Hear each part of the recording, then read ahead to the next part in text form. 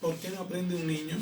Porque esa es la pregunta que nos hacemos muchos padres y que a veces se hacen mucho los profesores, los maestros, y sobre todo en las etapas iniciales de vida. Incluso damos calificativos a los niños. Así es, y desde las primeras edades ya se dan calificativos y uno puede observar, por ejemplo, que hay niños que tienen 3 años y quizás no cumplen las expectativas de adultos, y sin embargo ya hay adultos que lo califican con diagnósticos, como pueden ser, por ejemplo, una discapacidad intelectual, como puede ser un trastorno por déficit de atención con hiperactividad.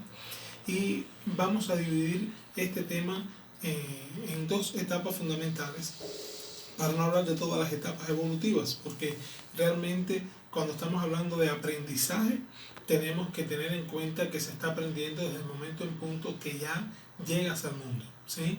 Entonces vamos a hablar un poquito de la etapa antes de los 5 años y después de los 5 años hasta los 10 años.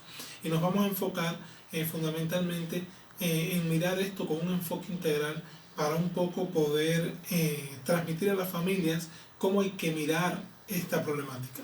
Cuando estamos hablando de aprendizaje, muchas veces nos limitamos nada más al aprendizaje escolar, o sea, lo que es la escuela.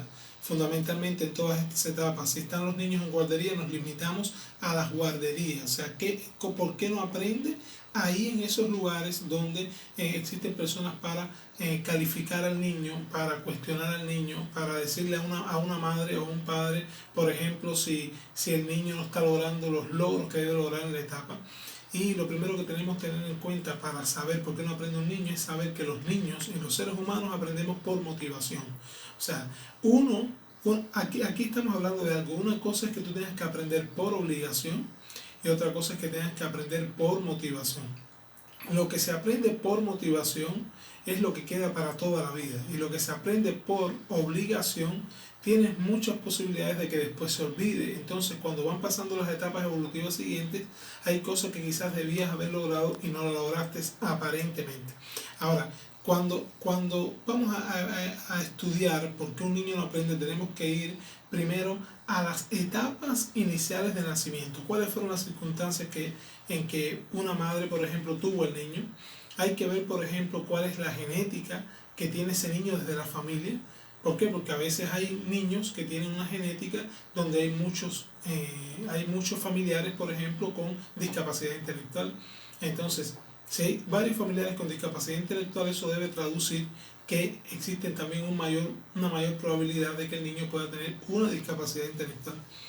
Ahora, si estamos, por ejemplo, en la etapa de 0 a 3 años, tenemos que saber que los niños van aprendiendo en la interacción con el medio. En la interacción con el medio, de acuerdo a lo que nosotros los padres les vayamos proporcionando, o los primeros acompañantes de ese niño le vayamos proporcionando. En ocasiones, por ejemplo, te encuentras padres que tienen niños de 3 años y están alarmados porque los niños casi no saben hablar, o los niños, por ejemplo, no son capaces de poder interactuar con 3 o 4 años con otros niños como interactúan otros. Y cuando comienzas a profundizar, te percatas que hay muchas familias que desde que el niño nace, por tal de hacer las labores que tienen que hacer en las casas, lo dejan frente a los televisores, frente a las pantallas, y ese niño lo que aprende es a interactuar solamente con el televisor. Entonces, existe una tendencia a pensar que cuando tú pones a un niño desde temprana edad frente a las tecnologías, el niño va a desarrollar más su sistema nervioso y más su cerebro, porque está precisamente frente a las tecnologías, escuchando toda la información que transmiten personas o dibujos animados.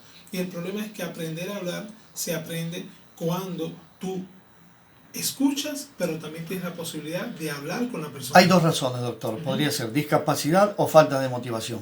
Una puede ser la discapacidad intelectual. La falta de motivación es esencial, pero también existen otras causas, por ejemplo, como causas orgánicas. A veces hay causas orgánicas como las enfermedades crónicas, como es el hipotiroidismo infantil, donde hay un déficit de la secreción de hormonas tiroideas, donde los niños tienen determinadas características físicas, son niños, por ejemplo, con tendencia a la obesidad, son niños con tendencia a tener la piel seca, niños, por ejemplo, que tienen antecedentes de madres hipotiroideas o de trastornos tiroideos, y estos niños tienen déficit generalmente intelectual. Y el hipotiroidismo no se identifica hasta que el niño no se sigue desarrollando. Entonces pueden ser una de las causas que llevan a que un niño no aprenda adecuadamente. Ahora, ¿por qué estoy hablando específicamente con lo que la familia puede hacer? Si nosotros conversamos con nuestro hijo, existen muchas posibilidades que nuestro hijo aprenda a hablar. Si nosotros comenzamos con nuestro niño desde que es pequeño a interactuarlo con otros niños, tenemos posibilidades que nuestro niño aprenda a desarrollar habilidades sociales. Un niño aprende a desarrollar los hábitos intelectuales cuando la familia, desde antes de los 5 años, comienza a trabajar con ellos en todo lo que tiene que ver la interacción con todo el medio que los rodea. A veces hay niños pequeños que las familias no quieren ni siquiera que toquen nada en la casa.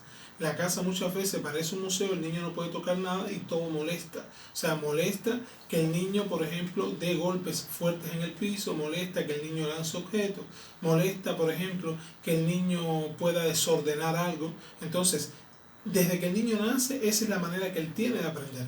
Ahora, cuando ya el niño sigue creciendo, nosotros tenemos que tener muy claro que ese niño va a comenzar a interactuar con otros chicos en otros ambientes, como pueden ser las guarderías, como pueden ser las escuelas.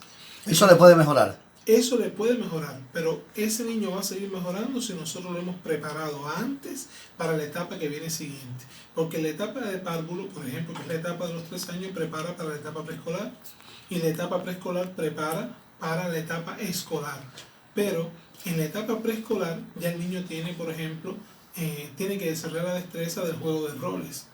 Y en el juego de roles el niño trata de imitar, por ejemplo, todo lo que el niño va viviendo. Si es un niño, por ejemplo, y ve al padre trabajar, muchas veces va a imitar lo que el padre hace, lo que hace el tío. Si es una niña, va a imitar lo que hace la mamá, lo que hace la tía, lo que hace la abuela. Y en dependencia de cómo nosotros le permitamos desarrollar esto, entonces el niño va a estar más preparado para entrar a la escuela adecuadamente. Es mucho más fácil cuando es por motivación. Es mucho más fácil cuando es por motivación. ¿Por qué? Primero, porque la motivación es el camino que te lleva a tu poder sentir que las cosas te interesan, y a partir de que las cosas te interesan, el aprendizaje es mucho más fácil. Entonces, hoy existen muchas situaciones que llevan a que un niño pueda estar desmotivado. Si estamos hablando, por ejemplo, estuvimos hablando de las familias, lo que sucede muchas veces en la familia cuando las familias buscan alternativas para tratar de sentirse más cómodos los adultos, y sin embargo no estamos mirando las necesidades individuales de cada niño. Y tenemos que pensar que si tenemos un niño pequeño en casa, no puede estar funcionando como si fuera un niño grande o un adolescente. Ahora, un niño que nosotros le frustramos y no le permitimos desarrollar todo esto porque no quiero que riegue, porque quiero que esté sentado, porque quiero que me deje lavar, porque quiero que me deje cocinar, porque quiero que me permita estar en el celular chateando, es un niño que sus capacidades de aprendizaje no van a ser adecuadas cuando ya el niño entra a la escuela. Doctor, cuando hay un trastorno o hay otro problema, ¿ahí sí requiere una ayuda del profesional? Sí. Siempre que hay un trastorno se requiere la ayuda de un profesional. Nosotros estamos viendo, por ejemplo, podemos ver que ya cuando llega a la escuela es cuando se empiezan a visualizar muchas veces los trastornos de los cuales tú me comentas, Fabricio. ¿Por qué? Porque ahí el niño es cuando está obligado a tener que mostrar y a tener que seguir desarrollando las habilidades sociales que tenía que haber adquirido antes de entrar al área escolar. Hoy tenemos una problemática bastante compleja, y es que cuando ya el niño llega a la escuela, muchas veces los profesores se alarman porque el niño no llega con estos aprendizajes adecuados. Entonces, hoy hay una tendencia a que el sistema de educación dice, nosotros aquí, no es el sistema de educación, perdón, algunos profesores plantean que en la escuela se viene a aprender, ¿no? Y que la educación viene de casa. Ciertamente en parte es real. O sea, la educación fundamental debe venir de casa, pero hay muchas familias que no sucede esto así. Ahora, no se llama sistema de instrucción, se llama sistema de educación. En la escuela se continúan forjando valores, se continúan forjando espíritus, por ejemplo, de esfuerzo para poder estudiar.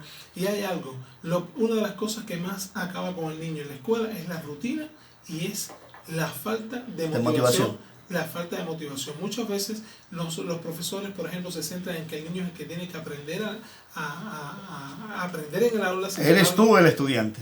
Efectivamente, sin embargo, el profesor es el que tiene que tratar cada día de buscar nuevos métodos para tratar de que, en dependencia de las habilidades y las necesidades individuales de cada niño, poder desarrollar mejores métodos para estudiar. Por supuesto, también interactuando con las familias, pero en la escuela es importante, por ejemplo, preparar siempre el ambiente antes de dar cualquier clase en la institución educativa. Es importante observar si este niño tiene alguna enfermedad crónica que pueda ser objeto de bullying de los otros niños. Es importante también ver el sistema de estimulación que tienen, por ejemplo, los profesores o los maestros con relación a este niño, porque muchas veces los padres y los profesores estamos buscando reconocer los resultados, pero muchas veces es importante tratar de premiar los esfuerzos, no los resultados. Doctor, ¿y qué hacer con un niño de 11 años? No sabe leer ni escribir, a pesar de estar en un establecimiento educativo. Por ejemplo, un niño que no sepa leer ni escribir, con 11 años tenemos que pensar en la posibilidad que hay una discapacidad intelectual, o que existe, por ejemplo, alguna enfermedad genética, una enfermedad orgánica que está limitando totalmente sus posibilidades de aprendizaje, pero evidentemente hay una discapacidad intelectual. A veces uno se encuentra niños, por ejemplo, que no tienen una discapacidad intelectual, pero que tienen un trastorno emocional tan grande, tan fuerte y tan intenso que no lo deja desarrollar intelectualmente. Y vamos a estar hablando en otros programas de la depresión infantil, por ejemplo, cómo se manifiesta en el área escolar. La ansiedad infantil, cómo se manifiesta en el área escolar. A veces hay niños con una depresión tan profunda como si fueran adultos. Y cuando tú estás deprimido, tu capacidad intelectual no funciona como debe ser. Entonces, como no funciona como debe ser y nadie ha sospechado que tienes una depresión, todo el mundo te quiere. En este caso necesita una ayuda. Necesita una ayuda, y esa ayuda es buscar al especialista que en este caso pueda ayudarnos a poder resolver este problema, sobre todo poder orientar adecuadamente a la familia, orientar adecuadamente, por ejemplo, a los profesores con intervenciones escolares que puedan facilitar el aprendizaje del niño. Es importante